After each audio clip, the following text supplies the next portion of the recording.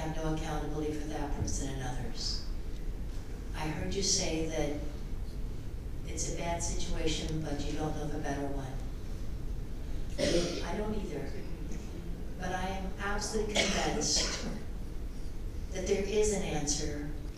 I don't know what it is, but I know that God is not on the side of our tax dollars being used to pay and reward racism and hate for this settlement or for future punishments from an arbitration.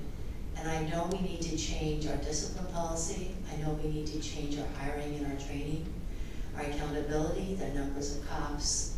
We need to change the arbitration, and we need to change the state law. But I wish I knew a better way. Thank you. If that completes public testimony, colleagues, I'd like to move. Commissioner Fritz, I'm sorry for that. Thank you, Mayor. I just want to acknowledge that I feel physically ill about supporting this settlement. And the most important thing is to get rid of this person off the police force and to make absolutely certain that he can never wear the police officer's uniform, never carry a portable police gun, never be out in our community. And this settlement is the only way that we can ensure that that happens. It's also going to be the most cost-effective way that happens, because if we were to lose the arbitration, which since this was the first time he's made a comment, even close, he's never had any discipline for making inappropriate comments before. So the arbitrator would say, this is, looking at the discipline guide, as Dan Hamilton pointed out, that this is inappropriate discipline. And then you not only pay back pay, you pay the penalties, we get this person back on the police force. And that is absolutely unacceptable. And so that is why reluctantly I'm going to support this. While recognizing we need to change the discipline guide, we need to change the state law, we need to give the mayor and the police chief the power to fire officers who do not behave with ordinance values. I'd like to move an amendment to remove the emergency clause. Second. We have a motion, we have a second. Call the roll on the amendment. Ritz. Aye. Fish. Aye. Hardesty. Aye. Udine. Aye. Wheeler. All right, the amendment passes. Could I speak to, is Mr. Amberg still here? Very good, thank you. So you heard the testimony, you understand, and I frankly, I empathize and understand the frustration of taxpayers who say, okay, Mayor, you made a pretty strong statement about racist behavior and racist remarks. You set a high standard for the police bureau, which I have, and I've acknowledged that, and I believe, by the way, most men and women in the police bureau support having high standards for the police bureau. You've heard people say it is egregious that we would pay somebody who has made a remark that I have already acknowledged I believe to be deeply offensive and racist. And I will go so far as to say we wouldn't be having this conversation in the private sector. The individual would already be gone. There wouldn't be this lengthy process surrounding it, and we wouldn't even have this angst. I've chosen not to say on the record what this individual said because I believe it has been reported. If I'm wrong, I will make sure that that remark is reported. I do not think it is appropriate to say it here today. I just personally don't. If somebody else wants to say it, that's fine. But it is egregious, and I think most people will acknowledge it is, and the other sergeants who overheard it also agree it's egregious.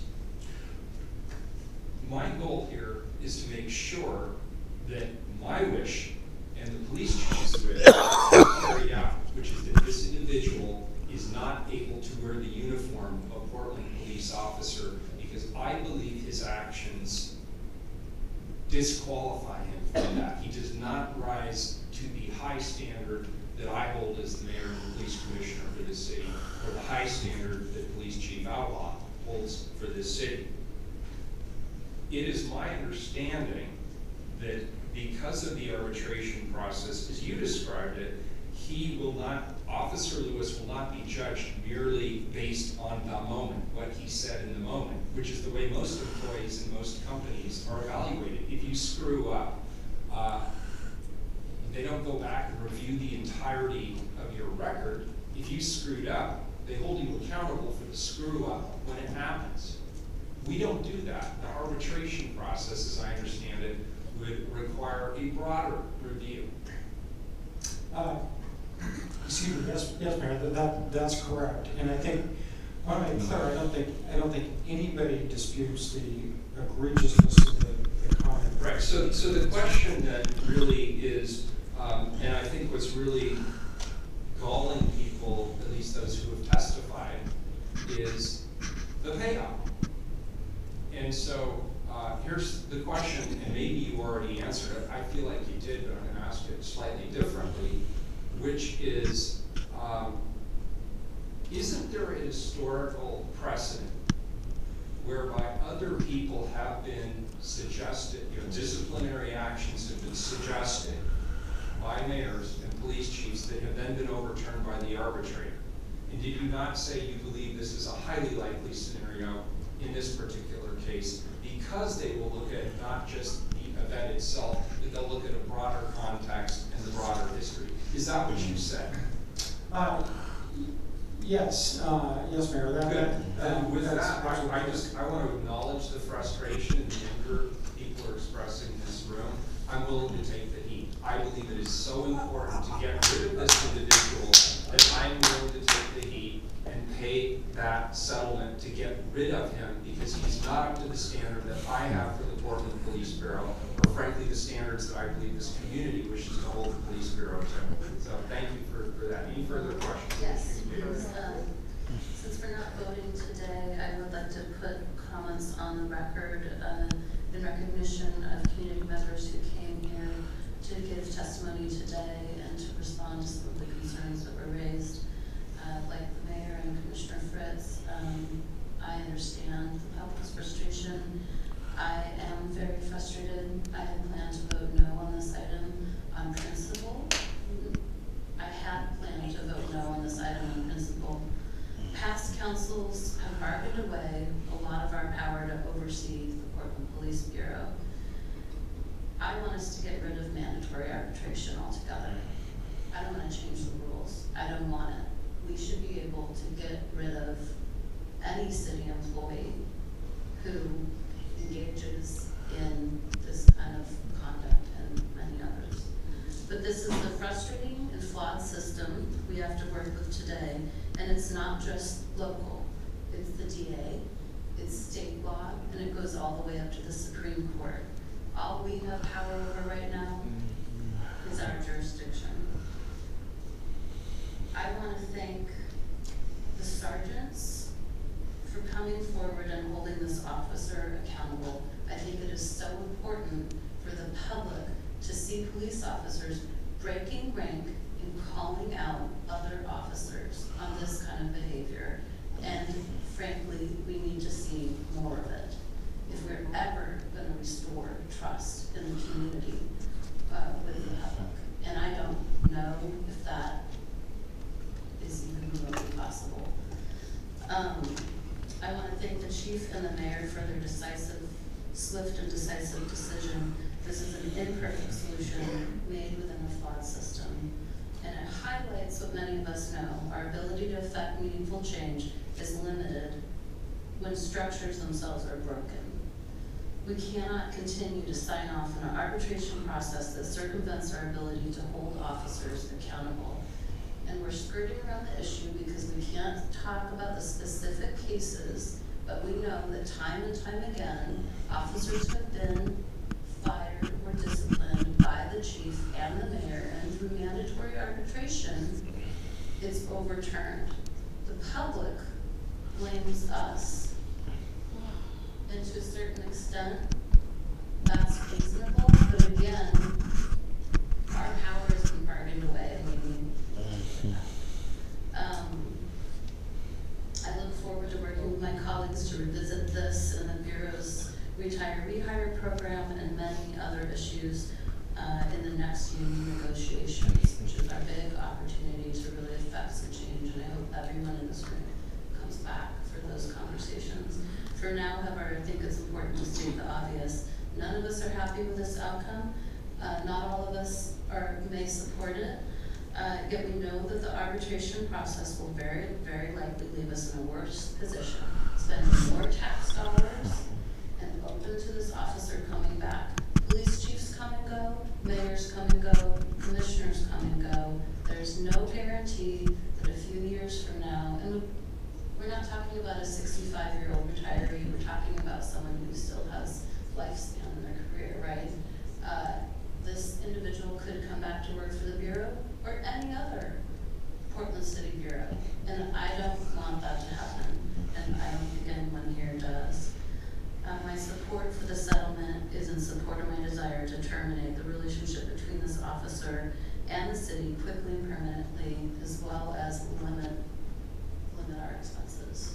And I don't feel good about it, and I don't expect anyone else to feel good about it either. Commissioner Hurst. Thank you, Mayor.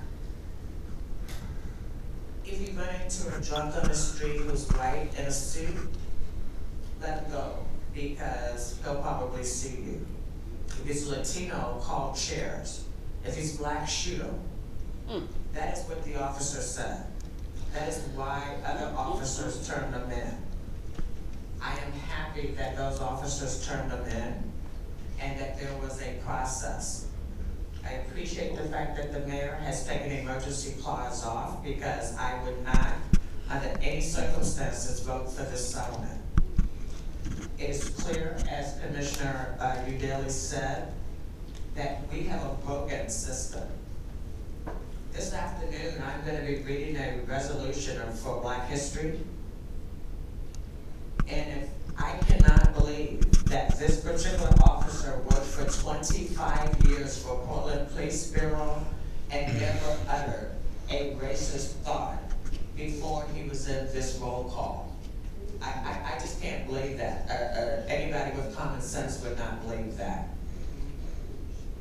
Therefore, it is absolutely critical that the next Portland Police Association contract talks include people like me, who've been around for a lot of contract talks, to make sure that the people of the city of Portland are well represented. If it was up to me, I say let's go to arbitration. Let's fight the good fight. Because even if we lose it, we send a very strong message that this is just not acceptable, and you don't get to sit in roll call and make racist comments and then get a payday on top of your city paid retirement. This is absolutely not acceptable, and this is not the first time we've seen this, but I certainly hope it's the last time. Very good. This is a first reading of a non-emergency ordinance. It moves to second reading. Thank you, Mark. Appreciate it. Next item. 4. Accept recommendations of the Special Appropriations Committee for the fiscal year 18-19 competitive special appropriations grant. Good afternoon. Good afternoon, Councilman. For the record, my name is Craig James. I'm an analyst in the city's grants management division.